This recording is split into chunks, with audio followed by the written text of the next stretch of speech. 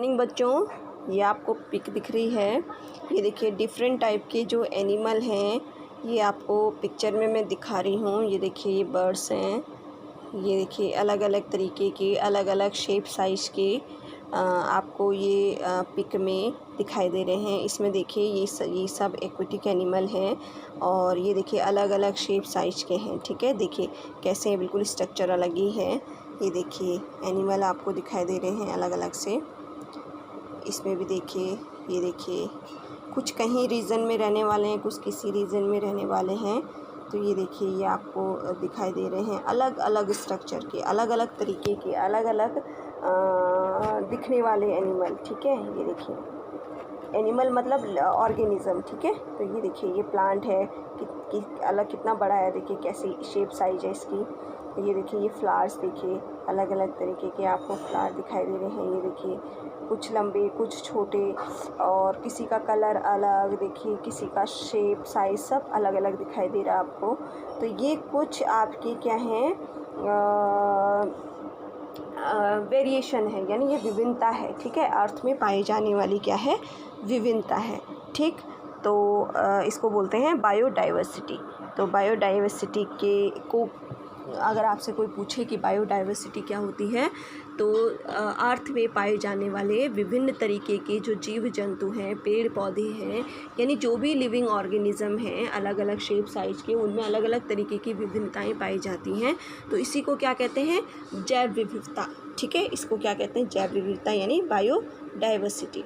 ठीक, इसी तरीके की आपको जैव विविधता इस पिक्चर में भी दिखाई दे रही है। ठीक है, कि अलग अलग तरीके के जीव जंतु हैं इसमें, एक्वेटिक एनिमल हैं। पानी में भी कितने तरीके के जीव जंतु रहते हैं। ठीक है, तो अब देखिए सबसे पहले तो आपने अब अपनी क्लास में एग्जांपल देख सकते हो कि जैसा आपका फ्रेंड है, क्या आपके फ्रेंड और आपका जो फेस का कलर है वो एक ही है, नहीं है ना। क्या आपके फ्रेंड और आपकी हाइट एक जैसी है, नहीं है। क्या आपका फ्रेंड और आपके आइज़ का कलर एक जैसा है या नहीं, नहीं है। मतलब बहुत सारी विभिन्नताएं हैं, बहुत सारी भिन्नताएं हैं।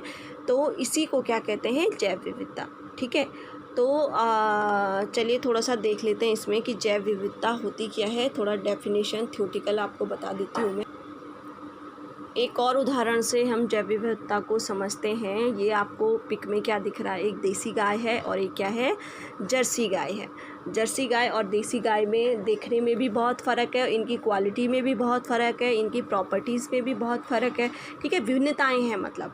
तो जो देसी गाय है वो तो देसी गाय है, जो जर्सी गाय है दैट इज़ हाइब्रिड। हाइब्रिड क्या होता है, हाइब्रिड का मतलब होता है कि जैसे दो नस्लों को मिला करके कोई अच्छी नस्ल पैदा करना। ठीक है, जैसे सपोज़ एक गाय है, एक प्रजाति ऐसी है जिसकी की हाइट बहुत अच्छी है, दिखने में बहुत अच्छा है। दूसरी प्रजाति ऐसी होती है कि जिसमें दूध देने की क्षमता बहुत अच्छी होती है। तो इन दोनों में जो संकरण कराते हैं, यानी जो हाइब्रिडाइजेशन का एक प्रोसेस होता है वो करवाते हैं, तो तब जाके एक अच्छी नस्ल की आपको गाय प्राप्त होती है। ठीक है, तो मतलब मैं यहाँ पर ये समझाना चाह रही हूँ आपको कि भिन्नताएं क्या हैं। देखिए एक ही तरीके के जीवों में भी किस तरीके की भिन्नताएं हैं। यहाँ देखिए ये है तो दोनों गायें, लेकिन किस तरह की भिन्नताएं इनमें पाई जाती हैं। देखिए इस पिक में, इसमें आपको कितने बड़े बड़े प्लांट दिख रहे हैं। एक ट्रीज़ तो ऐसे हैं जो बहुत बड़े हैं, देखिए ये कितने लंबे लंबे ट्री हैं। कुछ ऐसी ऐसी घास है, बहुत छोटी सी घास है। तो ये भी जैव विविधता का क्या है, एक उदाहरण है। ठीक है, चलिए अब देख लेते हैं जैव विविधता क्या होती है। इसको थोड़ा थ्योरेटिकली समझाती हूँ कि सभी जीवधारी किसी न किसी रूप में भिन्न होते हैं। ठीक है, जो जीवधारी हमने अभी देखे, आपको बहुत सारी पिक्चर दिखाई मैंने आपको, उनमें जीवधारी में सभी आते हैं। ठीक है, प्लांट्स एंड एनिमल दोनों। तो सभी जीवधारियों में क्या होती है, कुछ ना कुछ भिन्नताएं होती हैं। कोई आवास के आधार पर होती है ना, आवास के आधार पर। कोई ज़मीन में रहता है, कोई पानी में रहता है। ठीक है, और कोई आकार के आधार पर, कोई बहुत बड़े होते हैं, कोई बहुत छोटे होते हैं। ठीक है, कुछ ऐसे छोटे होते हैं जो माइक्रो ऑर्गेनिज्म होते हैं, बहुत छोटे। ठीक, तो ये देख लीजिए, ये है आपको माइक्रो ऑर्गेनिज़म, ये अमीबा है। ये ऐसे ऑर्गेनिज़म होते हैं जो आपको दिखाई नहीं देते हैं, यानी ये आपको नेक्ड आइड से दिखाई नहीं देते हैं। इनको देखने के लिए आपको एक इंस्ट्रूमेंट चाहिए होता है, दैट इज़ माइक्रोस्कोप। ठीक है, तो आप माइक्रोस्कोप की हेल्प से ही इनको देख पाते हो। क्लियर। तो आपने देखा कि कुछ ऑर्गेनिज़म तो माइक्रोस्कोपिक होते हैं, कुछ क्या होते हैं इतने बड़े होते हैं, इतने हाइट में आकार में बहुत ज़्यादा बड़े होते हैं। ठीक, या विशाल वृक्ष जीवन काल के आधार पर, ऊर्जा ग्रहण करने की विधि के आधार पर, ये कुछ आधार हैं जिनके आधार पर हम जीवों में भिन्नताएं देख सकते हैं। कौन से आधार? आवास के आधार पर, उनके आकार के आधार पर, ठीक है, उनके जीवन काल के आधार पर। कोई कुछ दिनों के लिए जीवन काल होता है किसी का, ठीक है, कोई कई सालों तक जीते हैं, ठीक है। ऊर्जा ग्रहण करने के तरीके यानी भोजन खाने का जो तरीका होता है सब में क्या होता है, अलग अलग होता है। तो इन आधार पर जो भी विभिन्नताएं पाई जाती हैं जीवों में, वो उसे क्या कहते हैं, जैव विविधता कहते हैं। ठीक है, अब जो जैव विविधता का अध्ययन है, जैव विविधता का अध्ययन करने के लिए क्या करते हैं कि हम इतनी सारी वैरायटी को एक साथ स्टडी नहीं कर सकते, ये बहुत ज़्यादा कॉम्प्लेक्स हो जाता है। ठीक है, तो इसका स्टडी करने के लिए, अच्छे ढंग से इसका अध्ययन करने के लिए हम इनको ग्रुप में डिवाइड कर देते हैं। ठीक है, ग्रुप में डिवाइड कर देते हैं और इनका क्या करते हैं, वर्गीकरण करते हैं। ठीक, वर्गीकरण यानी क्लासीफाई करते हैं इनको। तो क्लासीफाइड करने के यानी जो वर्गीकरण के जो लाभ हैं वो क्या हैं, क्यों हम जीवों को वर्गीकरण करते हैं, वो हम इस स्लाइड में देखते हैं। तो देख लीजिए, सबसे पहले जीवों का जैव विकास का अध्ययन करने में आसानी होती है। सबसे पहला पॉइंट क्या है कि जीवों का जो जैव विकास का अध्ययन, मतलब उसकी जो जैविक विकास है वो कैसे कैसे हुआ है। ठीक है, कैसे उसमें भ्रूण बनता है, भ्रूण का मतलब बेबी बनता है, कैसे वो प्रौढ़ावस्था में, फिर वृद्धावस्था में, ऐसे करके मतलब कैसे कोई जीव में विकास होता है। ठीक, नेक्स्ट पॉइंट देख लीजिए, जीवों में विशेष लक्षणों को समझने में आसानी हो जाती है। यानी किसी जीव में विशेष लक्षण होते हैं। जैसे आप अपना ही उदाहरण दो, जैसे हम ह्यूमन बीइंग है तो हम में विशेष लक्षण है ना, क्योंकि हम में एक बुद्धि पाई जाती है। ठीक है, बुद्धि हम किसी भी चीज़ को सोचने समझने में जो हमें क्या करती है, हेल्प करती है। तो हमारे अंदर जो बुद्धिमत्ता है वो एक लक्षण है। तो हमारे जैसी कैटेगरी में जो भी आते होंगे, जो भी एनिमल आते हैं, वो सब क्या हैं, बुद्धिमत्ता के लक्षण हैं। ठीक है, अब जैसे मैं एक एग्जांपल दूं आपको, जैसे जो रेंगने वाले एनिमल होते हैं, जो रेंगने वाले होते हैं, ठीक है, जिन्हें जैसे छिपकली हो गया, सांप हो गया, ये सब रेंगने वाले एनिमल है, तो इनको एक ग्रुप में रखा जाता है। ठीक, तो इसी तरीके से जैसे कीड़े मकोड़े हैं उनको सभी एक ही ग्रुप में रखा जाता है, जो प्लांट्स हैं उन्हें एक ही ग्रुप में रखा जाता है, छोटे प्लांट्स हैं उन्हें एक ग्रुप में रखा जाता है, जो बड़े प्लांट्स हैं उनको एक ग्रुप में रखा जाता है। तो इस तरीके से मतलब जीवों के जो विशेष लक्षण होते हैं उनको कैरी करने में, उनको समझने में हमें हेल्प करता है कौन, वर्गीकरण।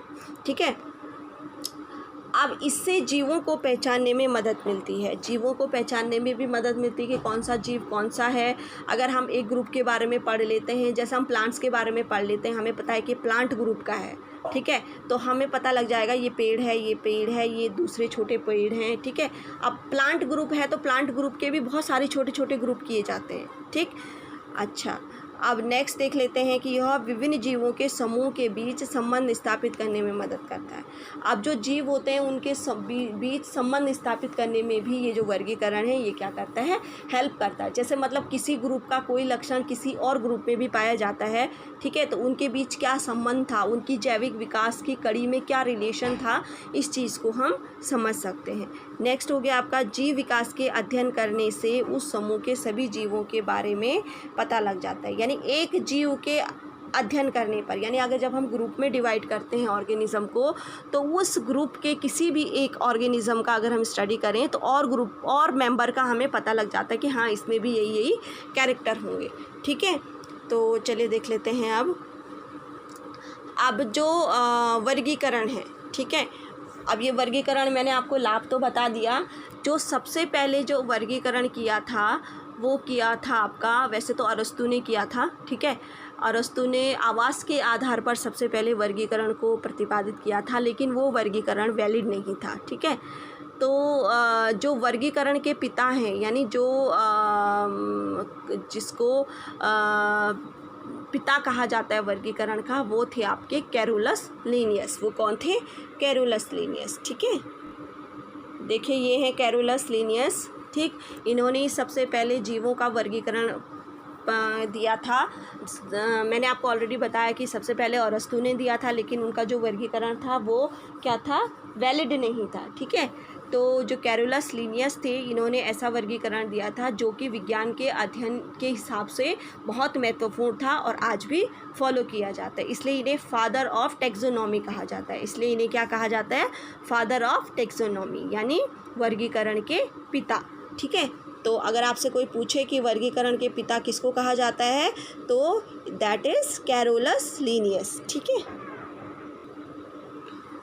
आप चलिए देख लेते हैं वर्गीकरण का आधार। हमने जैव विविधता के कुछ लक्षण पढ़े, क्या होते हैं जैव विविधता। हमने वर्गीकरण के लाभ पढ़े कि वर्गीकरण से क्या लाभ होता है। वर्गीकरण किसने सबसे पहले किया, ये मैंने आपको बता दिया। अब वर्गीकरण का आधार, यानी जो साइंटिस्ट होते हैं वो वर्गीकरण किस आधार पर किया जाता है। ठीक है, तो इसमें भी सबसे पहले बता दिया कि अरस्तु ने सबसे पहले वर्गीकरण को करने का प्रयास किया था। ठीक है, तो उन्होंने किस आधार पर प्रयास किया था? आवास के आधार पर। आवास यानी कोई जीव जंतु कहाँ रहते हैं, जैसे कोई पानी में रहता है, कोई ज़मीन में रहता है, कोई आसमान में उड़ता है। तो इस तरीके से उन्होंने अलग अलग आवास के आधार पर जीवों का क्या किया था? वर्गीकरण किया। ठीक, लेकिन जो ये वर्गीकरण था अरस्तु द्वारा, वो ज़्यादा वैलिड नहीं था, मतलब उसमें बहुत कन्फ्यूजन था, उससे स्टडी करने में कोई भी एनिमल की हमें हेल्प नहीं मिल रही थी। ठीक है, क्योंकि आप खुद देखो ज़मीन में रहने वाले जो एनिमल हैं उनमें भी तो अलग अलग लक्षण पाए जाते हैं ना। जैसे हम भी ज़मीन में रहते हैं तो हम में अलग अलग लक्षण पाए जाते हैं। जो लॉयन है उसमें भी अलग लक्षण पाए जाते हैं, जो कैट है उसमें भी अलग अलग लक्षण पाए जाते हैं। तो इस तरीके से मतलब वो वैलिड नहीं था। हम अगर ज़मीन में रहने के आधार पर ही उसकी स्टडी करते तो ये कंप्लीट नहीं हो पा रही थी। इससे स्टडी में मतलब साइंटिफिक प्रूफ नहीं मिल पा रहा था। ठीक है, तो फिर साइंटिस्ट लोगों ने क्या किया कि कुछ वर्गीकरण के आधार माने कि भाई इनके आधार पर वर्गीकरण होना चाहिए, कुछ पॉइंट्स होने चाहिए जिनके आधार पर क्या किया जाता है? जीवों का वर्गीकरण किया जाता है। तो पहला आधार क्या था? जीवों में उपस्थित उसकी समानताओं के आधार पर एक समूह बनाया गया और विभिन्नताओं के आधार पर उन्हें अलग रखा गया। सबसे पहले क्या किया? जीवों को क्या किया? उनमें जिनकी जितनी भी समानता वाले एनिमल थे उनको एक ही ग्रुप में रखा, और जो असमानता वाले थे उनको क्या किया? अलग अलग किया। दूसरा था कि जीवों के वर्गीकरण का सबसे आधारभूत लक्षण जीवों की कोशिकीय संरचना थी। ठीक है, तो आपसे क्वेश्चन में भी पूछा जा सकता है कि सबसे जो आधारभूत लक्षण था जिसके आधार पर जीवों का वर्गीकरण किया गया था, तो दैट इज़ कोशिकीय संरचना और उसके कार्य। ठीक, तो आपने कोशिकीय संरचना और कार्य के बारे में मैंने आपको पहले भी बताया था, जब हमने सेल वाला चैप्टर पढ़ा था, तो उसमें मैंने आपको प्रोकैरियोटिक्स और यूकैरियोटिक कोशिका के बारे में बताया था। ठीक है, तो प्रोकैरियोटिक और यूकैरियोटिक कोशिकाओं के बारे में मैं आपको अभी पिक्चर दिखाती हूँ। देखिए, ये है कोशिकीय संरचना। ठीक है, तो जो ये वाली कोशिका है, यहाँ देखिए ऊपर वाली जो कोशिका है ये है यूकैरियोटिक कोशिका और ये है आपकी प्रोकैरियोटिक कोशिका। ठीक है, तो अब सबसे पहले इसकी स्टडी करते हैं, इस वाले की, प्रोकैरियोटिक कोशिका की। तो मैंने आपको पहले भी बताया था इसमें कि जो प्रोकैरियोटिक कोशिकाएं हैं, प्रोकैरियोटिक का मतलब होता है प्रिमिटिव, यानी बहुत पुरानी। उसमें जो केंद्रक होता था सेल के अंदर, जो ये केंद्रक वाला जो भाग होता है वो सेल झिल्ली के बिना होता है। ठीक है, तो यानी इसमें झिल्ली नुमा केंद्रक नहीं पाया जाता। इससे क्या होता है कि ये कोशिकाएं अपना काम सिर्फ एक ही ऑर्गेनेल से करती हैं। ठीक है, मतलब एक ही उससे करती हैं, एक ही ऑर्गन से ये सारी चीज़ें परफॉर्म करती हैं, अपनी सभी एक्टिविटीज़ को परफॉर्म करते हैं। लेकिन जो यूकैरियोटिक कोशिका होती है ये वेल डेवलप होती है, इसमें कोशिकांग भी वेल डेवलप होते हैं। ठीक है, झिल्ली नुमा कोशिकांग होते हैं, सभी कोशिकांग इसमें लगभग प्रेजेंट होते हैं। तो इसकी जो एक्टिविटी है, जिसकी जो कार्य करने की क्षमता है, वो इस वाली से क्या है, इसकी ज़्यादा होती है। ठीक है, क्योंकि इसमें बहुत सारे ऑर्गेनेल्स हैं, बहुत सारे पार्ट हैं, इसके अंग हैं, जिसके कारण ये अपनी बॉडी की सभी क्रियाओं को परफॉर्म करता है। ठीक है, तो ये आपने देख लिया कि कोशिकीय संरचना और कार्य के आधार पर कैसे हम जीवों का वर्गीकरण करते हैं, यानी कुछ जीव प्रोकैरियोटिक्स में आते हैं, कुछ जीव यूकैरियोट्स में आते हैं। ठीक है, तो इस तरीके से हम उनका क्या कर सकते हैं, वर्गीकरण कर सकते हैं। ठीक, देखिए उसके बाद क्या था कि कोशिका के आधार पर ना, जैसे यूकैरियोटिक, प्रोकैरियोटिक, फिर एक कोशिकीय, बहुकोशिकीय। ठीक है, तो इस तरीके से जीवों को क्या किया गया, वर्गीकृत किया गया। इस तरीके से जीवों को क्या किया गया है, वर्गीकृत किया गया है। ये आधार है। ठीक है, दूसरा आधार है आपका भित्ति। जो कोशिका भित्ति मैंने बताई थी अभी, कोशिका भित्ति पाई जाती थी किसी जीवों में, किसी वाली सेल में, यूकैरियोटिक्स में नहीं पाई जाती है और प्रोकैरियोटिक्स में नहीं पाई जाती है, ठीक है। तो इस आधार पे मतलब कुछ जीव ऐसे होते हैं जो अपना भोजन खुद बनाते हैं, प्रकाश संश्लेषण करने वाले होते हैं, कुछ जीव नहीं होते हैं। तो इन आधार पर हमने क्या किया, जीवों को वर्गीकरण किया। एक तो कोशिका के आधार पर किया, दूसरा एक कोशिकीय बहुकोशीय यही हो गए, ठीक है। फिर कोशिका भित्ति किस में पाई जाती है, किस में नहीं पाई जाती है।